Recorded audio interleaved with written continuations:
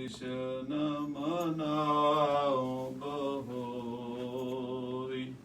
तेग बहादुर परम कृपाला जी परम कृपाला। श्री गुरु गोबिंद सिंह विशाला। तारों तारा पर पुन पुन सीसा वाहिगुरु पुन पुन सीसा। बंदों बार बार जगदीसा। एक ओंकारा सतगुरु तेह प्रसाद सच होए।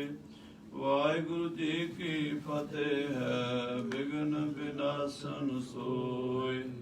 कहाँ बुद्ध प्रभ तुच्छ हमारी वर्ण सकै महिमा जो तिहारी। हम ना सकत कर सिफत तुम्हारी आप लिहो तुम कथा सुधारी। हम ना सकत कर सिफत तुम्हारी आप लिहो तुम कथा सुधारी। सतनाम श्री वाहिगुरु साहिब जी तोहरा। श्री गुरु ज्येष्ठ पुत्र ने कर मत सर मन माहे। निज सम करबे अनुज कह कही शाह के पाहे। वाहिगुरु जी का खालसा वाहिगुरु जी की फतेह। परम सन्मान जो गुरु खालसा साध संगत जी, आप जी अत्यंत वਡਭਾਗੇ हो जो गरीब नवाज सतगुਰਾਂ ਦੀ पावन हजूरी च संध्या ਦੇ ਦੀਵਾਨਾਂ ਦੀਆਂ ਹਾਜ਼ਰੀਆਂ ਭਰ ਰਹੇ ਹੋ। ਅੰਮ੍ਰਿਤਮਈ ਗੁਰਬਾਣੀ ਦੇ ਨਿਤਨੇਮ ਆਰਤੀ ਆਰਦੇ ਦੇ ਕੀਰਤਨ ਸਰਵਣ ਕੀਤੇ ਹਨ। आओ अपनियां मन बिरतियां सतगुरु 8वें पातशाह बाला प्रीतम श्री गुरु हरकृष्ण साहब जी महाराज के चरणों 'ਚ जोड़िए। श्री हरकृष्ण ਧਿਆਈ है जिस डिठे सब दुख जाए।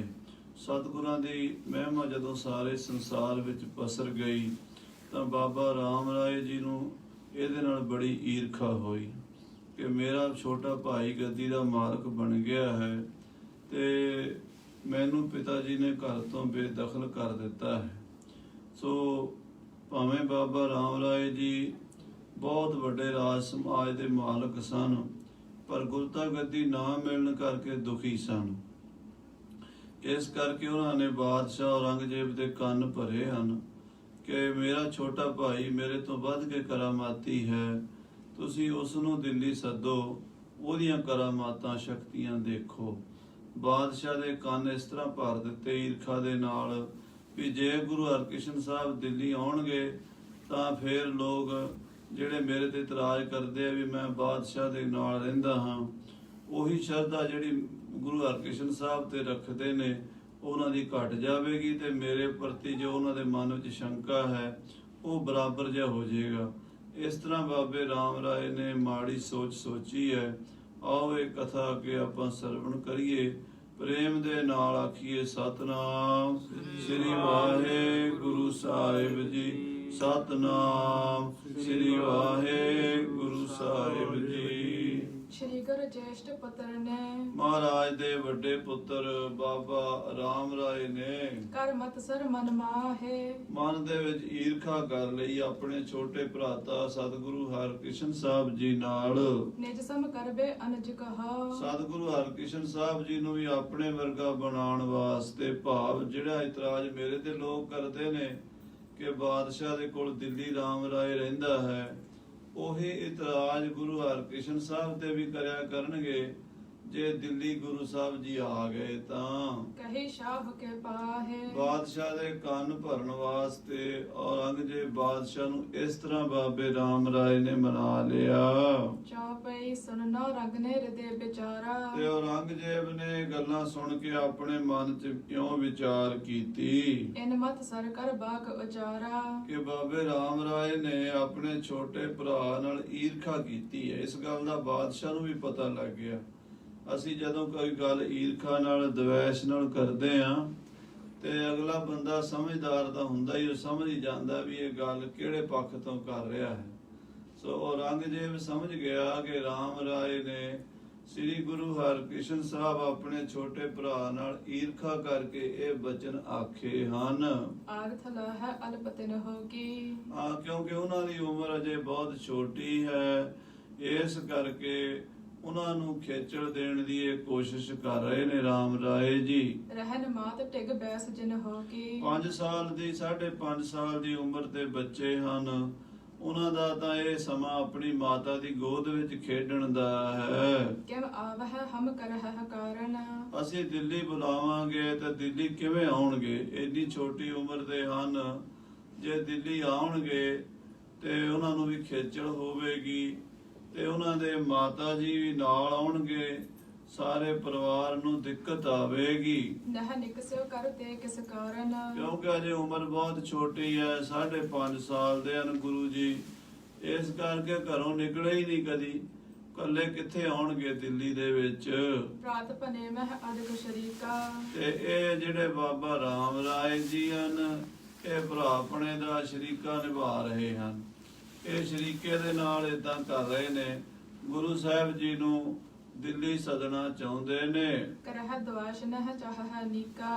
ਕਹਿੰਦੇ ਈਰਖਾ ਕਰਦੇ ਆ, ਦਵੇਸ਼ ਕਰਦੇ ਆ ਤੇ ਗੁਰੂ ਘਰ ਦਾ ਇਹ ਭਲਾ ਨਹੀਂ ਚਾਹੁੰਦੇ। ਜਿਮ ਹੋਇਓ ਹੈ ਸਦਨ ਹਮਾਰੇ। ਬਾਦਸ਼ਾਹ ਔਰੰਗਜ਼ੇਬ ਸੋਚਦਾ ਜਿਵੇਂ ਮੇਰੇ ਭਰਾਵਾਂ 'ਚ ਝਗੜਾ ਹੋਇਆ ਸੀ ਗੱਦੀ ਵਾਸਤੇ, ਮੈਂ ਵੀ ਆਪਣੇ 3 ਭਰਾ ਮਾਰ ਕੇ ਹਿੰਦੁਸਤਾਨ ਦਾ ਬਾਦਸ਼ਾਹ ਬਣਿਆ ਹਾਂ। ਰਾਜ ਕਰਿਓ ਨਿਜ ਪ੍ਰਾਤਨ ਮਾਰੇ।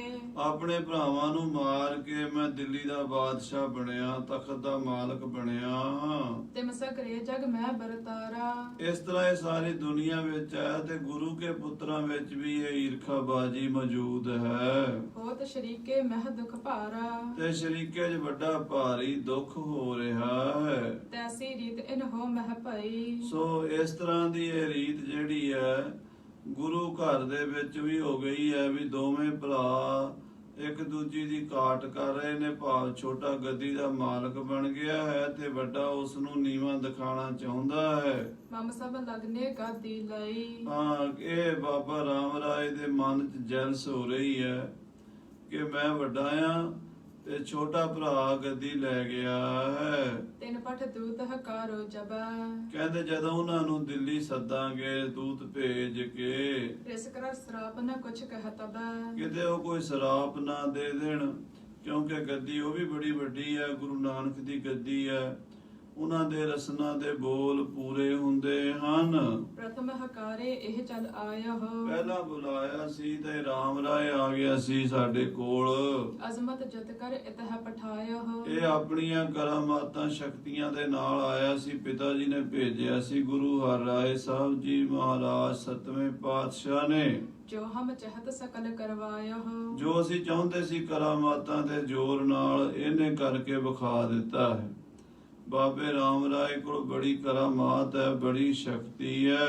ਸਰਬ ਰੀਤ ਨੀ ਕੇ ਪਤਿਆਇਆ ਹੋ। ਤੇ ਚੰਗੀ ਤਰ੍ਹਾਂ ਇਹਦਾ ਪਤਿਆਵਾ ਲਿਆ ਹੈ।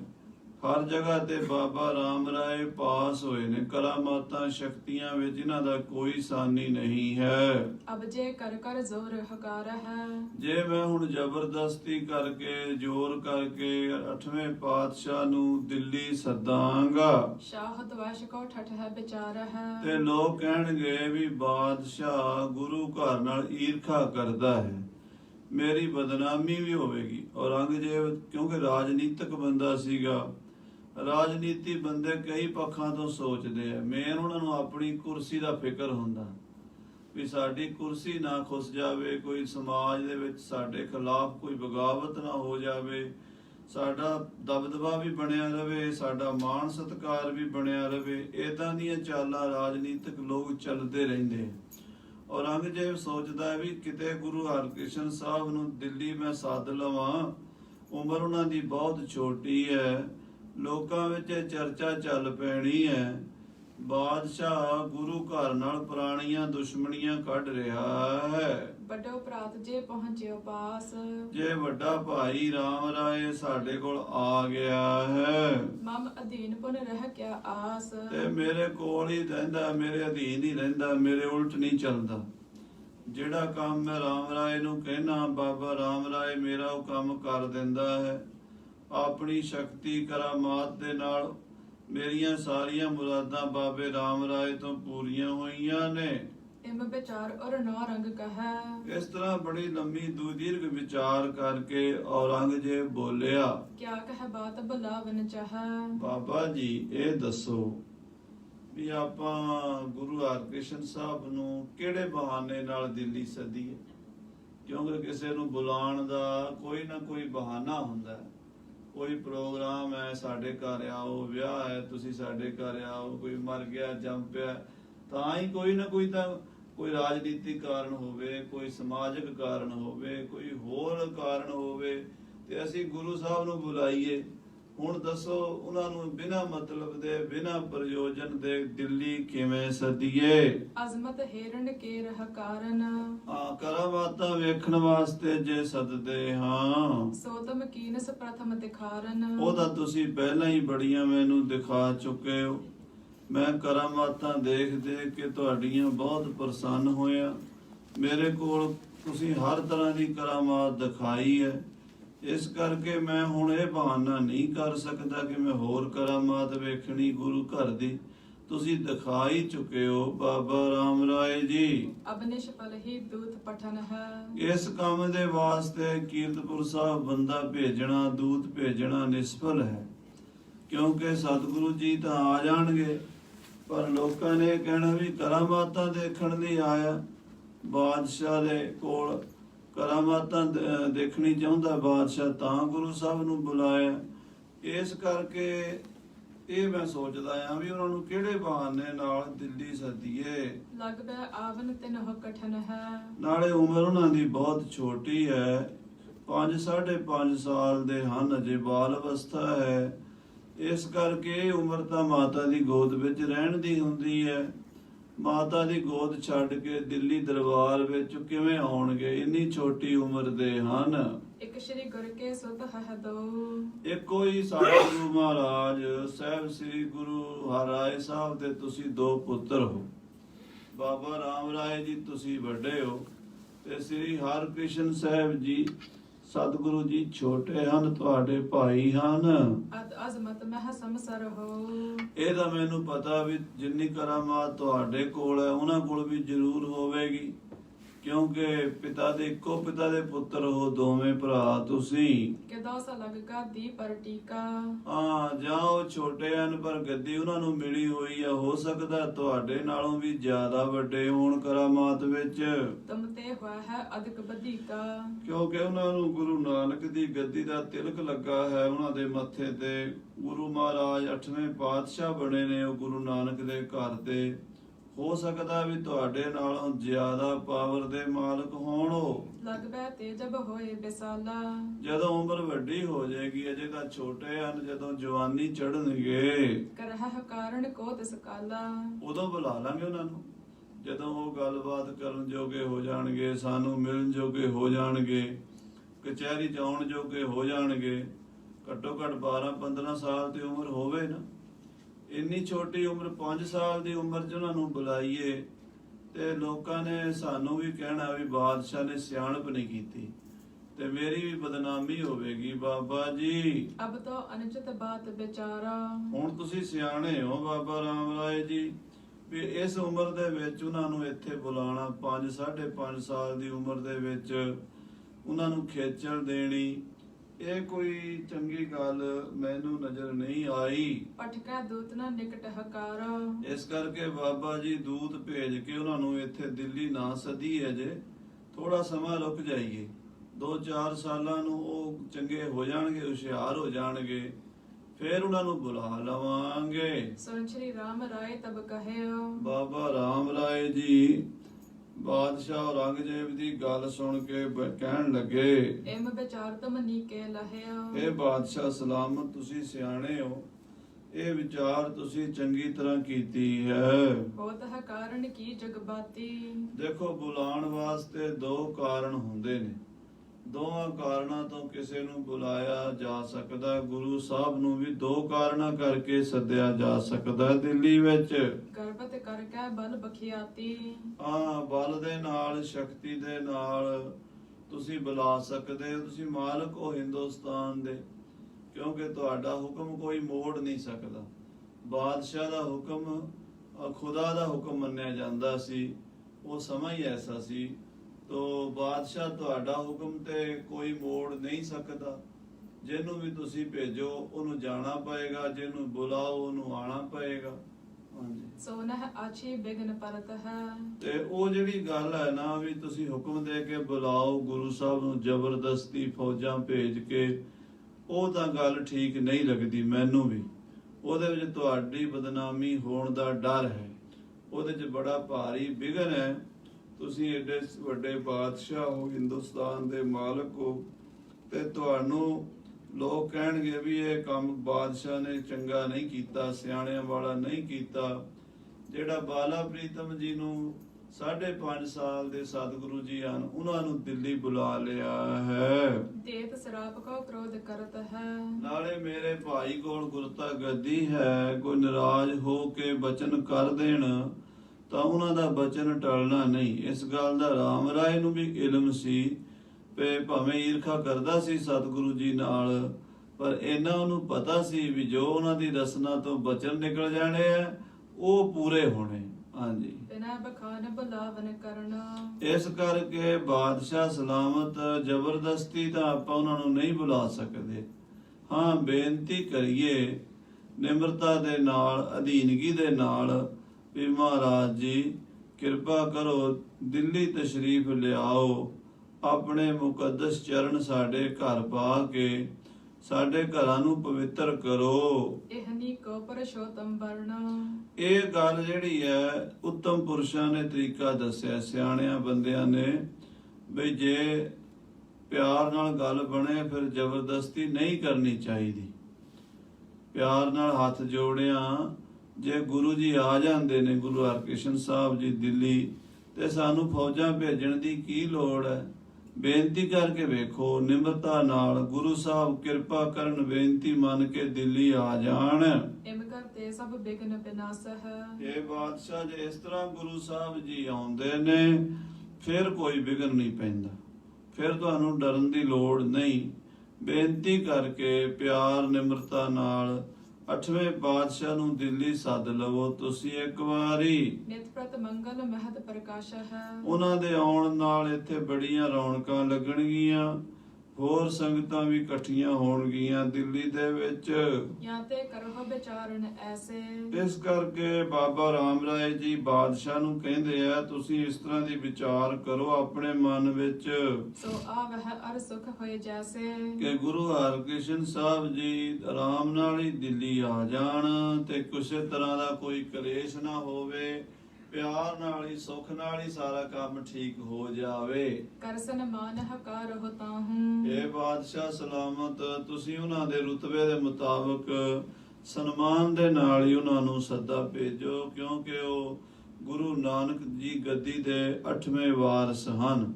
ਉਹਨਾਂ ਦੇ ਉੱਤੇ ਗੁਰੂ ਨਾਨਕ ਦੀ ਸੰਗਤ ਦਾ ਬਹੁਤ ਜ਼ਿਆਦਾ ਪ੍ਰੇਮ, ਵਿਸ਼ਵਾਸ, ਸ਼ਰਧਾ ਬਣੀ ਹੋਈ ਹੈ। ਇਸ ਕਰਕੇ ਸਮਾਜ ਵਿੱਚ ਕੋਈ ਮਾੜਾ ਮੈਸੇਜ ਨਾ ਜਾਵੇ ਗੁਰਤਾ ਗੱਦੀ ਪ੍ਰਤੀ। ਤੁਸੀਂ ਬੜੇ ਸਤਿਕਾਰ ਨਾਲ, ਇੱਜ਼ਤ ਦੇ ਨਾਲ ਸੱਦਾ ਭੇਜੋ। ਦਰਸਹ ਪਰਸਹ ਬੈਸਹ ਪਾਹੂ। ਜਦੋਂ ਆ ਜਾਣਗੇ ਤੁਸੀਂ ਉਹਨਾਂ ਦੇ ਦਰਸ਼ਨ ਕਰ ਲਿਆ ਜੇ, ਉਹਨਾਂ ਦੇ ਚਰਨ ਪਰਸ ਲਿਆ ਜੇ, ਉਹਨਾਂ ਦੇ ਕੋਲ ਬੈਠ ਕੇ ਉਹਨਾਂ ਦੀਆਂ ਗੱਲਾਂ ਬਾਤਾਂ ਸੁਣਿਆ ਜੇ। ਬਾਬੇ ਰਾਮ ਰਾਏ ਦਾ ਇਰਾਦਾ ਇਹ ਹੈ ਕਿ ਔਰੰਗਜ਼ੇਬ ਇੱਕ ਵਾਰੀ ਗੁਰੂ ਸਾਹਿਬ ਨੂੰ ਦਿੱਲੀ ਬੁਲਾ ਕੇ ਕਰਾਮਾਤ ਦੇਖਣ ਲਈ ਕਵੇ, ਤੇ ਜੇ ਬਾਦਸ਼ਾਹ ਕਰਾਮਾਤ ਦਿਖਾਣ ਲਈ ਕਵੇਗਾ ਤੇ ਗੁਰੂ ਸਾਹਿਬ ਦਿਖਾਣਗੇ ਨਹੀਂ, ਫਿਰ ਬਾਦਸ਼ਾਹ ਦੇ ਲੋਕਾਂ ਦੇ ਨਿਗਾਹ ਵਿੱਚ ਇਹ ਗੱਲ ਆਵੇਗੀ ਕਿ ਕਰਾਮਾਤ ਤਾਂ ਬਾਬੇ ਰਾਮ ਰਾਏ ਕੋਲ ਹੀ ਹੈ, ਬਾਕੀ ਤਾਂ ਐਵੇਂ ਹੀ ਆ।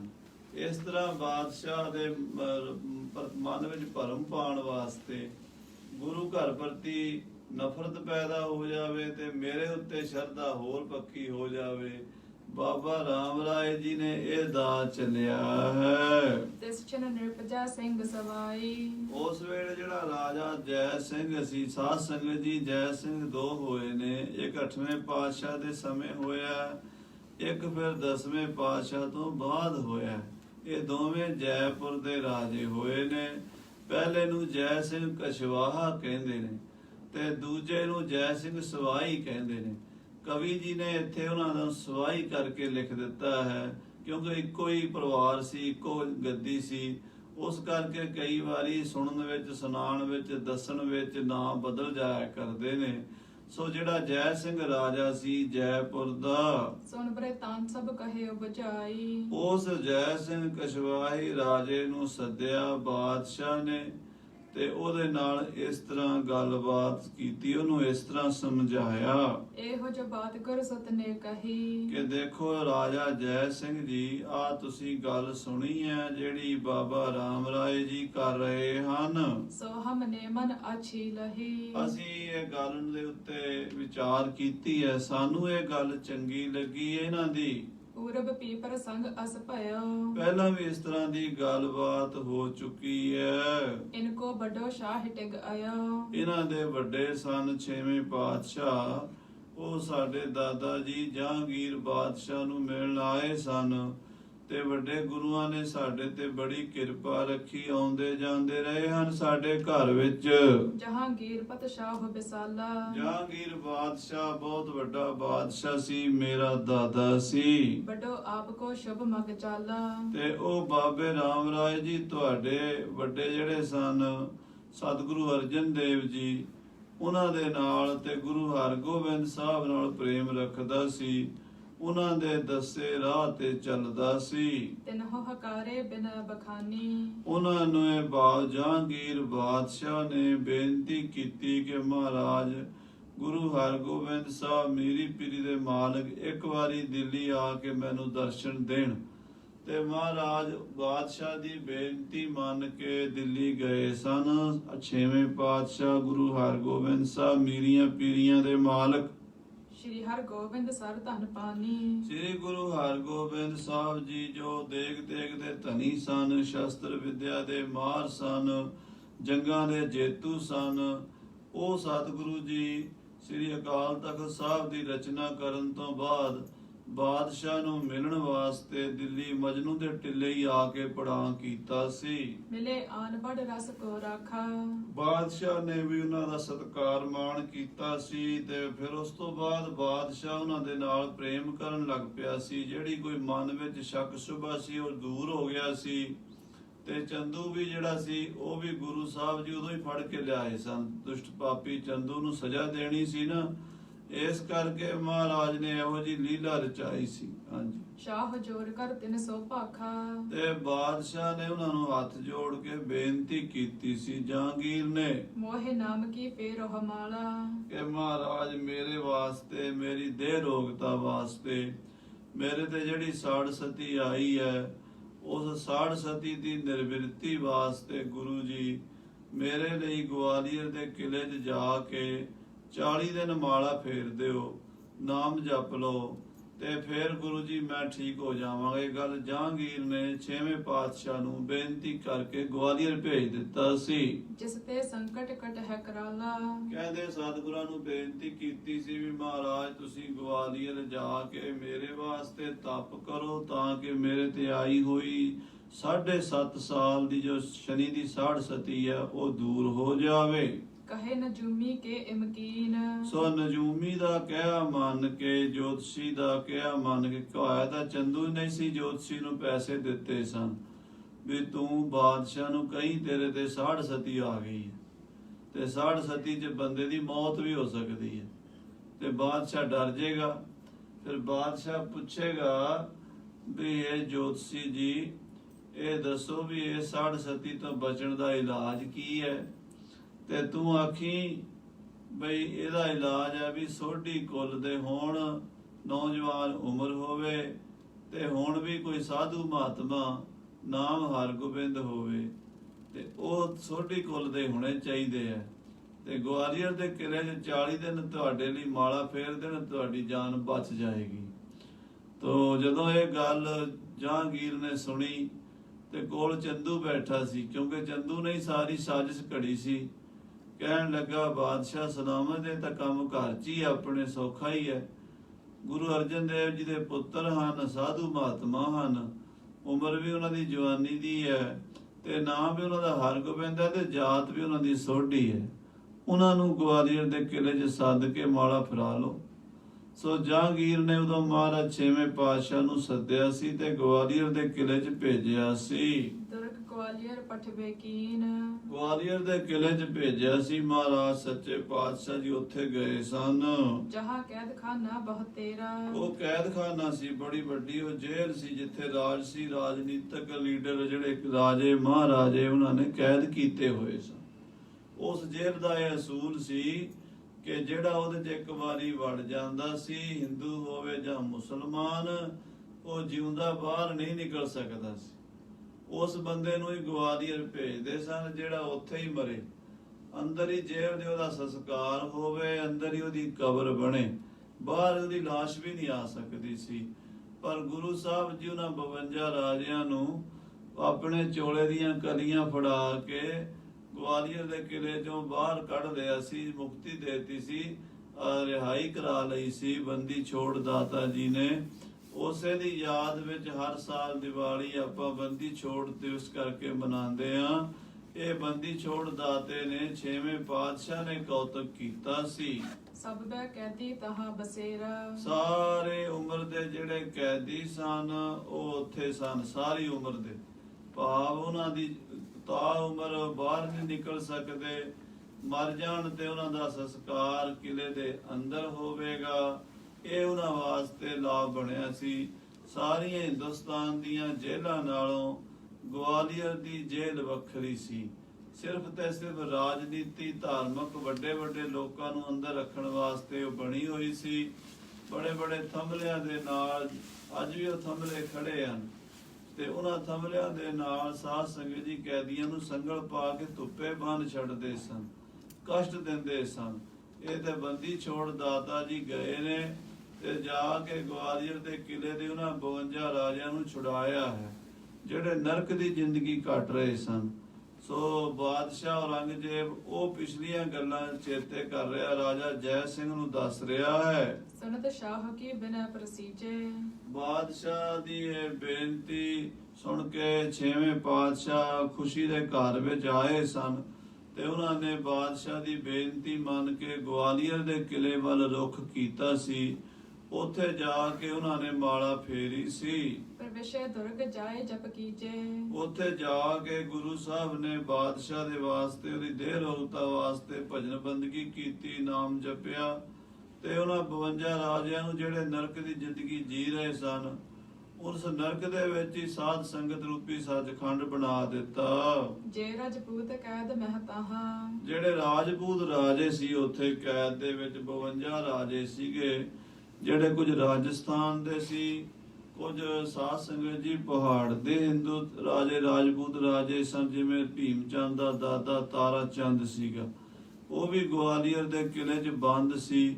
ਤਾਰਾ ਚੰਦ ਦੇ ਨਾਲ ਹੋਰ ਵੀ ਕਈ ਰਾਜਪੂਤ ਜੇਲ੍ਹ ਦੇ ਵਿੱਚ ਕੈਦ ਕੱਟ ਰਹੇ ਸਨ। असन बसन सब को दिया ताहा। ਉੱਥੇ ਗੁਰੂ ਸਾਹਿਬ ਨੇ ਜਾ ਕੇ ਲੰਗਰ ਲਾ ਦਿੱਤੇ ਤੇ ਉਹਨਾਂ ਰਾਜਸੀ ਕੈਦੀਆਂ ਨੂੰ ਆਪਣਾ ਲੰਗਰ ਛਕਾਇਆ ਕਰਦੇ ਸਨ।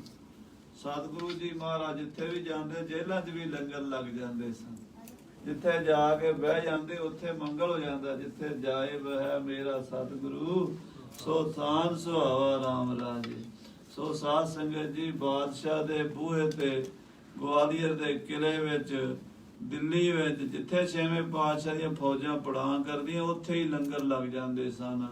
ਸੋ ਛੇਵੇਂ ਪਾਤਸ਼ਾਹ ਨੇ ਉਹਨਾਂ 52 ਰਾਜਿਆਂ ਤੇ ਬੜੀ ਕਿਰਪਾ ਬਖਸ਼ਿਸ਼ ਕੀਤੀ ਸੀ। पुनः बुलाए कर 40। ਫਿਰ ਬੁਲਾਇਆ ਬਾਦਸ਼ਾਹ ਨੇ 40 ਦਿਨ ਤਪ ਕਰਨ ਵਾਸਤੇ ਗਵਾਲੀਅਰ ਦੇ ਕਿਲੇ 'ਚ ਭੇਜਿਆ ਸੀ।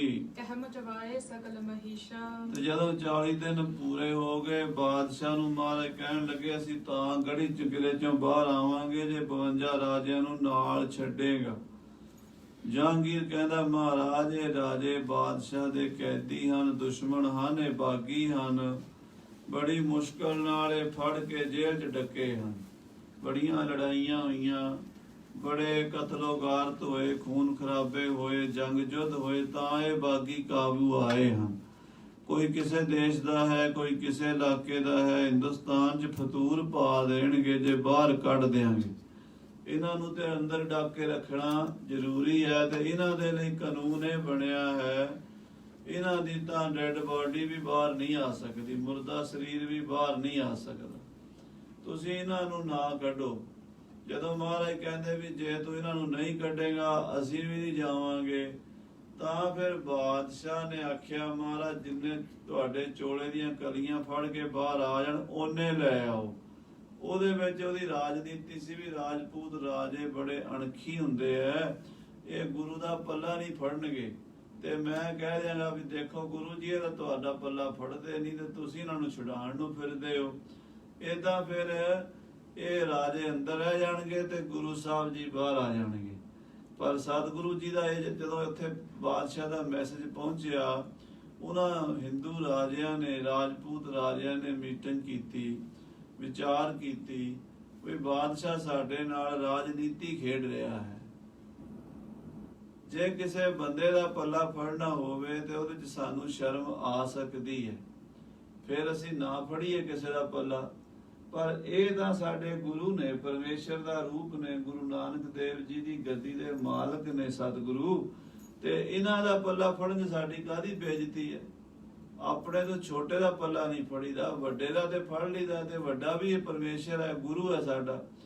ਸੋ ਰਾਜਿਆਂ ਨੇ ਮਹਾਰਾਜ ਦੇ ਕੱਲੇ ਚੋਲੇ ਦੀਆਂ 52 ਕਲੀਆਂ ਫੜ ਕੇ ਤੇ ਰਿਹਾਈ ਪ੍ਰਾਪਤ ਕੀਤੀ ਸੀ। ਮਹਾਰਾਜ ਨੇ 52 ਦੇ 52 ਛੁਡਾ ਲਏ ਸੀ। ਸਭ ਰਾਜਪੂਤਨ ਮੈਂ ਬਿਰਤਾਂਤ, ਇਹ ਗੱਲ ਸਾਰੇ ਰਾਜਪੂਤ ਰਾਜਿਆਂ ਵਿੱਚ ਪਸਰ ਗਈ ਸੀ। ਅਬਲੋ ਕਹਿ ਸੁਨ ਹੈ ਬਖਿਆਤ, ਤੇ ਹੁਣ ਤਾਂ ਹੀ ਗੱਲ ਚੱਲੀ ਆਉਂਦੀ ਆ, ਜਿਹੜੇ ਸਿਆਣੇ ਰਾਜਪੂਤ ਨੇ ਆਪਣੇ ਬੱਚਿਆਂ ਨੂੰ ਦੱਸ ਕੇ ਜਾਂਦੇ ਨੇ, ਪੁੱਤਰ ਸਾਨੂੰ 6ਵੇਂ ਪਾਤਸ਼ਾਹ ਨੇ ਗਵਾਲੀਅਰ ਦੇ ਕਿਲੇ ਚੋਂ ਛੁਡਾਇਆ ਸੀ। ਪੁਰਸ਼ੋਤਮ ਜੇ ਹੈ ਜਗ ਮਾਹੀ, ਤੋ ਜਿਹੜੇ ਉੱਤਮ ਪੁਰਸ਼ ਹਨ, ਮਹਾਂਪੁਰਸ਼ ਹਨ ਦੁਨੀਆ ਵਿੱਚ, ਬਿਨਾ ਸੁਨਤ ਹੀ ਬਸ ਹੈ ਜਾਹੀ, ਉਹ ਤਾਂ ਬੇਨਤੀ ਸੁਣ ਕੇ ਹੀ ਪ੍ਰਸੰਨ ਹੋ ਜਾਂਦੇ ਨੇ, ਖੁਸ਼ ਹੋ ਜਾਂਦੇ ਨੇ। ਕੋਈ ਵੀ ਬੰਦਾ ਮਹਾਂਪੁਰਸ਼ਾਂ ਦੇ ਚਰਨਾਂ 'ਚ ਬੇਨਤੀ ਕਰੇ, ਉਹਦੀ ਝਟਪਟ ਬੇਨਤੀ ਮੰਨ ਕੇ ਉਹਦੀ ਬਾਹ ਫੜ ਲੈਂਦੇ ਨੇ, ਉਹਦੇ ਦੁੱਖਾਂ ਨੂੰ ਦੂਰ ਕਰ ਦਿੰਦੇ ਨੇ।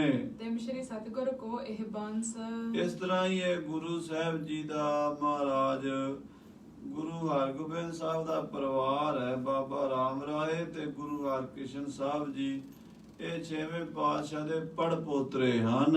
ਕਿਉਂ ਨਾ ਪ੍ਰਸੰਨ ਹੈ ਕਰੇ ਪ੍ਰਸ਼ੰਸ, ਤੇ ਜੇ ਇਹਨਾਂ ਦੀ ਪ੍ਰਸ਼ੰਸਾ ਕਰੀਏ, ਬੇਨਤੀ ਕਰੀਏ, ਪ੍ਰਸੰਨ ਕਰਕੇ ਗੁਰੂ ਹਰਕ੍ਰਿਸ਼ਨ ਸਾਹਿਬ ਨੂੰ ਦਿੱਲੀ ਸੱਦ ਲਈਏ। ਆਵਹ ਗੇ ਨਹ ਬਿਲਮ ਲਗਾਵਹ, ਤੇ ਰਾਜਾ ਜੈ ਸਿੰਘ ਜੀ ਮੈਨੂੰ ਉਮੀਦ ਹੈ ਵੀ ਗੁਰੂ ਸਾਹਿਬ ਸਾਡੀ ਬੇਨਤੀ ਮੰਨ ਕੇ, ਤੁਹਾਡੀ ਬੇਨਤੀ ਮੰਨ ਕੇ ਦਿੱਲੀ ਆ ਜਾਣਗੇ ਤੇ ਦੇਰੀ ਨਹੀਂ ਲਾਣਗੇ।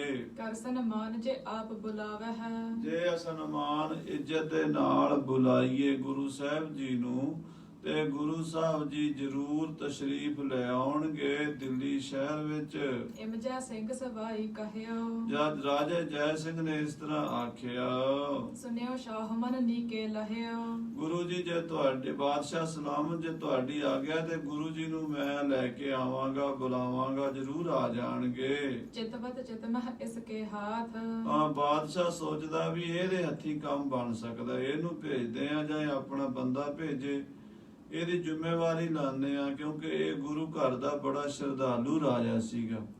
ਜਦੋਂ ਮਹਾਰਾਜ 8ਵੇਂ ਪਾਤਸ਼ਾਹ ਜੀ ਦੀ ਸੇਵਾ ਕੀਤੀ, ਸਤਿਗੁਰੂ ਜੀ ਨੇ ਆਪਣੇ ਨਿਤਨੇਮ ਦੀ ਪੋਥੀ ਰਾਜੇ ਨੂੰ ਬਖਸ਼ਿਸ਼ ਕੀਤੀ ਸੀ।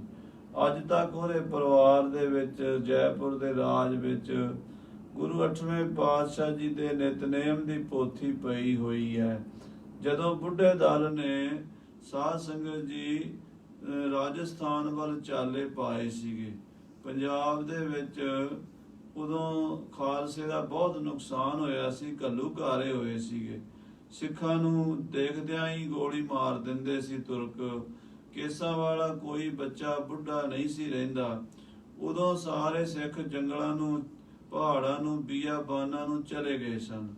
ਸੋ ਬੁੱਢਾ ਦਲ, ਤਰਨਾ ਦਲ ਜਿਹੜਾ ਖਾਲਸੇ ਦਾ ਦਲ ਸੀ, ਵੱਡੇ ਘੱਲੂਘਾਰੇ ਤੋਂ ਬਾਅਦ ਇਹ ਰਾਜਸਥਾਨ ਵੱਲ, ਬੀਕਾਨੇਰ ਵੱਲ, ਜੈਪੁਰ, ਜੋਧਪੁਰ, ਉਦੈਪੁਰ, ਰਾਜਸਥਾਨ ਦੇ ਉਹ ਡਰ ਗਏ ਵੀ ਏਡਾ ਵੱਡਾ ਖਾਲਸੇ ਨੇ, ਸਿੰਘ ਸਾਹਿਬ ਬਾਬਾ ਜੱਸਾ ਸਿੰਘ ਜੀ ਆਹਲੂਵਾਲੀਆ, ਸੁਲਤਾਨਨ ਕੌਮ ਨੇ ਰਾਜੇ ਜੈ ਸਿੰਘ ਦਾ ਸਤਿਕਾਰ ਕੀਤਾ ਸੀ, ਗੁਰੂ ਪੰਥ ਵੱਲੋਂ ਉਹਨੂੰ ਸਰੋਪਾ ਦਿੱਤਾ। ਤੇ ਜਿਹੜੀ ਪੋਥੀ ਮਹਾਰਾਜ 8ਵੇਂ ਪਾਤਸ਼ਾਹ ਦੇ ਨਿਤਨੇਮ ਦੀ ਸੀ, ਖਾਲਸੇ ਨੇ ਉਹਦੇ ਦਰਸ਼ਨ ਕੀਤੇ ਤੇ ਉਹਨੂੰ ਮੱਥਾ ਟੇਕਿਆ। ਇਸ ਤਰ੍ਹਾਂ ਪ੍ਰੇਮ ਦੇ ਨਾਲ ਜੈਪੁਰ ਦਾ ਰਾਜਾ ਪੰਥ ਨਾਲ ਜੁੜਿਆ ਰਿਹਾ। ਸੋ ਸਾਧ ਸੰਗਤ ਜੀ, ਇਹ ਜਿਹੜਾ ਜੈਪੁਰ ਦਾ ਰਾਜਾ ਸੀ, ਗੁਰੂ ਘਰ ਦਾ ਸ਼ਰਧਾਲੂ ਸੀ।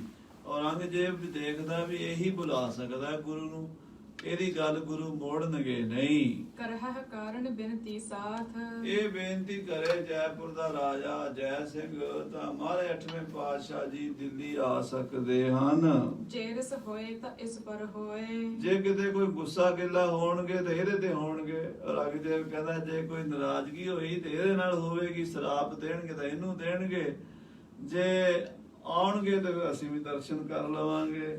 ਆਪਣੇ ਉੱਤੇ ਨੇ ਔਰੰਗਜ਼ੇਬ ਨੇ ਗੱਲ ਨਹੀਂ ਲਈ, ਰਾਜਾ ਜੈ ਸਿੰਘ ਨੂੰ ਵਿਚੋਲਾ ਬਣਾ ਦਿੱਤਾ ਹੈ। ਜੇ ਪ੍ਰਸੰਨ ਦਰਸਹ ਸਭ ਕੋਏ, ਜੇ ਪ੍ਰਸੰਨ ਹੋ ਕੇ ਗੁਰੂ ਸਾਹਿਬ ਆਉਣਗੇ, ਸਾਨੂੰ ਦਿੱਲੀ ਵਾਲਿਆਂ ਨੂੰ, ਹਰ ਇੱਕ ਗਰੀਬ ਅਮੀਰ ਨੂੰ ਗੁਰੂ ਸਾਹਿਬ ਦੇ ਦਰਸ਼ਨ ਹੋਣਗੇ। ਇਮ ਵਿਚਾਰ ਕਰ ਨਾ ਰੰਗ ਭਨਿਆ, ਇਸ ਤਰ੍ਹਾਂ ਦੀ ਰਾਜਨੀਤਿਕ ਵਿਚਾਰ ਕਰਕੇ ਔਰੰਗਾ ਬੋਲਿਆ, ਓ ਜੈ ਸਿੰਘ ਸਵਾਈ ਸੁਨਿਆ। ਜੈ ਸਿੰਘ ਰਾਜਾ ਤੂੰ ਸੁਣ ਬਈ, ਇਸ ਤਰ੍ਹਾਂ ਕਰ, ਤੂੰ ਆਪ ਜਾ ਜਾਂ ਆਪਣਾ ਕੋਈ ਬੰਦਾ ਪ੍ਰਧਾਨ ਮੰਤਰੀ ਭੇਜ ਕਿ 8ਵੇਂ ਪਾਤਸ਼ਾਹ ਨੂੰ ਬੇਨਤੀ ਕਰੀਏ ਕਿ ਕੀਰਤਪੁਰ ਸਾਹਿਬ ਤੋਂ ਦਿੱਲੀ ਤਸ਼ਰੀਫ ਲੈ ਆਉਣ।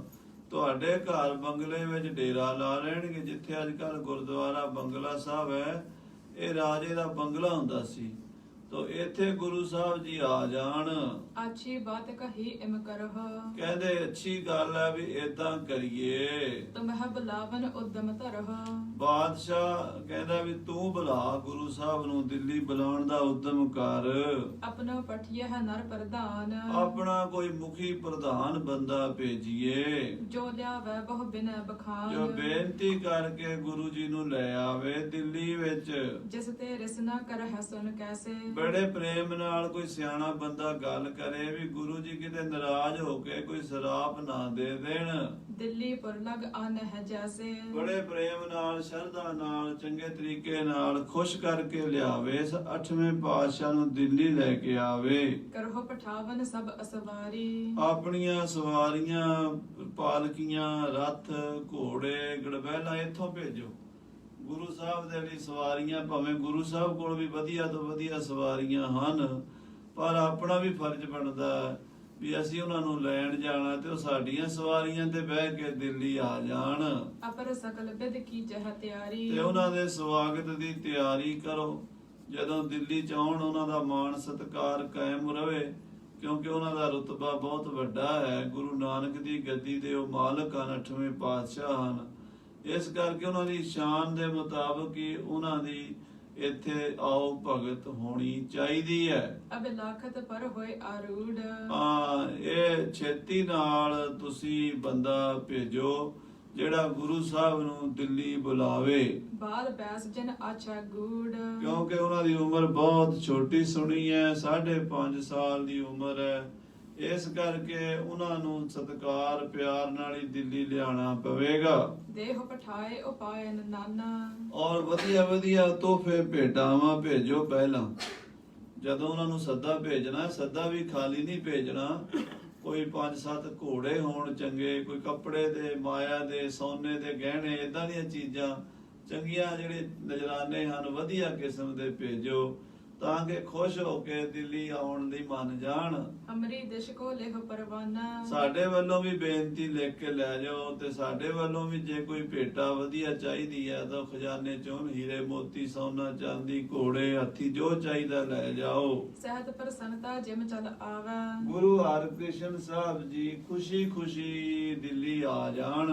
ਤਿਮ ਕਰੀ ਇਹ ਪੁਨ ਦਰਸ਼ਨ ਪਾਵੈ, ਫਿਰ ਉਹਨਾਂ ਦੇ ਦਰਸ਼ਨ ਸਾਨੂੰ ਵੀ ਹੋ ਜਾਣਗੇ। ਤੁਸੀਂ ਇੱਕ ਵਾਰੀ ਉਹਨਾਂ ਨੂੰ ਦਿੱਲੀ ਬੁਲਾਓ ਬਹੁ ਸਨਮਾਨ ਸਾਥ ਅਨਵਾਵ, ਤੇ ਬੜੇ ਸਨਮਾਨ, ਬੜੀ ਇੱਜ਼ਤ ਦੇ ਨਾਲ ਬੁਲਾਓ। ਰਚਰ ਉਪਾਇਨ ਪ੍ਰਥਮ ਪਠਾਵਾ, ਔਰ ਵਧੀਆ ਵਧੀਆ ਪ੍ਰੇਮ ਭੇਟਾਵਾਂ ਭੇਜੋ ਮਹਾਰਾਜ ਦੇ ਕੋਲ। ਨਿਜ ਦਿਸ਼ ਤੇ ਬਹੁ ਬਿਨਤੀ ਲਿਖੀਆ ਹੈ, ਮੇਰੇ ਵੱਲੋਂ ਵੀ ਤੇ ਆਪਣੇ ਵੱਲੋਂ ਬੇਨਤੀਆਂ ਲਿਖ ਕੇ ਭੇਜੋ। ਆਪ ਆਏ ਦਿੱਲੀ ਪਰ ਦੇਖਿਆ ਹੈ, ਤੇ ਗੁਰੂ ਜੀ ਆਪ ਦਿੱਲੀ ਆਓ। ਦਿੱਲੀ ਹਿੰਦੁਸਤਾਨ ਦਾ ਦਿਲ ਹੈ, ਰਾਜਧਾਨੀ ਹੈ। ਇੱਥੇ ਆ ਕੇ ਦਿੱਲੀ ਦੀ ਸੈਰ ਕਰੋ, ਦਿੱਲੀ ਚਰਨ ਪਾਓ ਆਪਣੇ। सब संगत को दर्शन दाका ਸਾਰੀ ਸੰਗਤ ਨੂੰ ਦਰਸ਼ਨ ਦਿਓ ਆ ਕੇ ਗੁਰੂ ਜੀ। हम हो मोद उपजावन काका ਸਾਨੂੰ ਖੁਸ਼ੀਆਂ ਹੋਣਗੀਆਂ ਜੇ ਤੁਸੀਂ ਦਿੱਲੀ ਆ ਕੇ ਆਪਣੇ ਮੁਕੱਦਸ ਦਰਸ਼ਨ ਬਖਸ਼ੋਗੇ। करहो सनाथ दास मोहि जानहो ਮਹਾਰਾਜ ਸਾਨੂੰ ਆਪਣਾ ਦਾਸ ਜਾਣੋ ਤੇ ਸਨਾਥ ਕਰ ਦਿਓ, ਭਾਵ ਅਸੀਂ ਅਨਾਥ ਹਾਂ, ਤੁਹਾਡੇ ਦਰਸ਼ਨਾਂ ਨਾਲ ਅਸੀਂ ਸਨਾਥ ਹੋਵਾਂਗੇ। ਏਦਾਂ ਦੀ ਬੇਨਤੀ ਲਿਖ ਕੇ ਭੇਜੋ। इत्यादि लिख बहुत मठाना हो ਇਸ ਤਰ੍ਹਾਂ ਲਿਖ ਕੇ ਭੇਜੋ। ਸੋ ਸਾਧ ਸੰਗਤ ਜੀ, ਇਹ ਬਾਦਸ਼ਾਹ ਵੱਲੋਂ ਹੁਕਮ ਹੋ ਗਿਆ। ਰਾਜਾ ਜੈ ਸਿੰਘ ਨੇ ਕਿਸ ਤਰ੍ਹਾਂ ਚਿੱਠੀ ਲਿਖੀ ਤੇ ਕਿਵੇਂ ਸਤਿਗੁਰੂ ਜੀ ਨੂੰ ਸੱਦਿਆ, ਉਹ ਕਥਾ ਆਪਾਂ ਅੱਗੇ ਸਰਵਣ ਕਰਾਂਗੇ। ਸਮੇਂ ਦੇ ਲਿਹਾਜ਼ ਨਾਲ ਸਮਾਪਤੀ ਹੈ। ਹੇ ਗੋਬਿੰਦ, ਹੇ ਗੋਪਾਲ, ਹੇ ਦਇਆਲ ਲਾਲ, ਪ੍ਰਾਣ ਨਾਥ ਅਨਾਥ ਸਖੇ ਦੀਨ ਦਰਦਨਿਓ, ਹੇ ਸਮਰਾਥੇ ਕੰਮ ਪੂਰਨ ਹੋਏ ਮੈਂ ਧਾਰ, ਅੰਧ ਕੂਕ ਮਹਾ ਪਿਆਰ ਨਾਨਕ ਪਾਰ ਉਤਾਰ। ਆਏ ਪ੍ਰਭ ਸਰਨਾਗਤੀ ਕਿਰਪਾ ਨਿਦਿਆਲ, ਏਕ ਅਖਰ ਹਰ ਮਨ ਬਸਤੁ